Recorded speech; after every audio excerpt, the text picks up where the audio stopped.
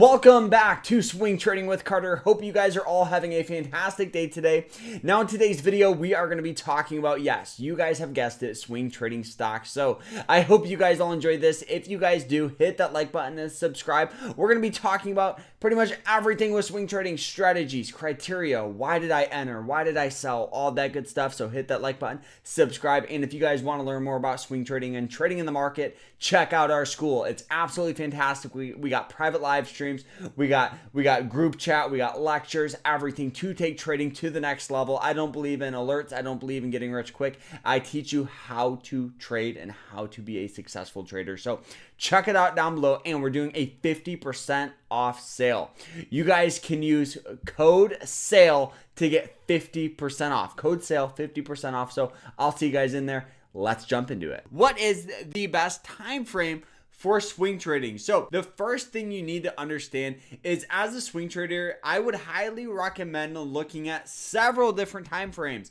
Never make a decision off of one time frame. The reason why I say that is because one time frame could be telling you one thing and the other could be telling you another. So it's better to have two indicators, two confirmations, than two things telling you different stories. So let's look at some stocks here, and we'll actually talk about what I mean. So this is the stock here that we recently took a trade on. This is ticker symbol AVGO. So looking at it here, you guys can see that obviously, we've seen some good sell-off down to some lows here at 136, and as you zoom out here, it just looks a little flat.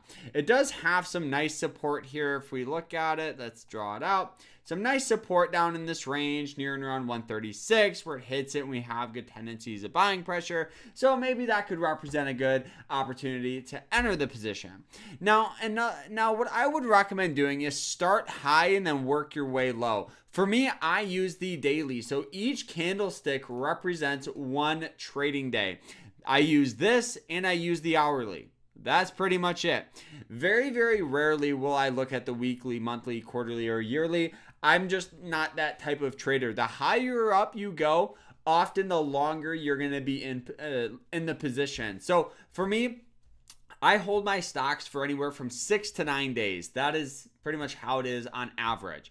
Now, if you go to the weekly, where each of these candlesticks represent 1 week, you could see a move could take several weeks to recover. So 1, 2, 3, 4, 5, 6, 7, 8 weeks to recover. But if you go to the daily, it may just bring a little more opportunity because there's just a little more volatility, if that makes sense. So let's look at this here. So AVGO, you guys can see here we have some really nice indicators like the moving average lines. We have the 90 and the 200. We have the RSI. So what I do is I start on the daily. I will look at the daily and look for support on the daily. So you guys can see that this stock has tendencies of getting a lot of good buying pressure near and around this red line. So it hit it in the past, establishing good support, hits it, and then we had that great move going forward. So the other day, it actually sold off back down to those levels due to a bad earnings report, and the stock went from about 166 all the way to 136. Now you guys can see it sold off, but the last thing you want to do is see the stock sell off and then continue to sell off down low. So what you want to do is look at other time frames here. So what I do here is I go to the hourly and I want to find some sort of support or some sort of breakout. So you can actually see it does have some nice support in the range of 136, where it hits it and we have good buying pressure, as well as I look for breakouts as well. So you guys can see it actually broke out of this moving average line. You can see it sold off down below it and just had a hard time breaking above it.